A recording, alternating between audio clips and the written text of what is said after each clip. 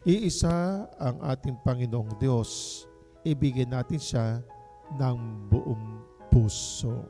Kapag tayo ay mayroong sama ng loob, kapag tayo ay mga may dinadalang mga intindihin sa buhay, mas maganda po sigurong dalhin natin sa ating Panginoong Diyos.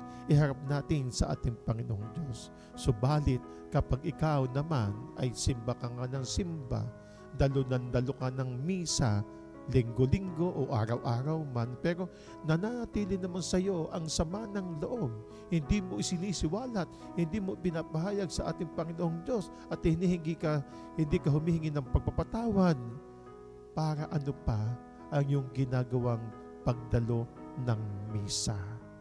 Baliwala din po iyon kung nanatiling ikaw ay merong galit sa iyong puso. Ibigin mo ang ating Panginoon Diyos, ibigin mo ang iyong kapwa. Ito po ang hinihingi po sa atin ng ating Panginoon Diyos. Ginawa tayo po ay magkasama-sama doon sa langit na buhay.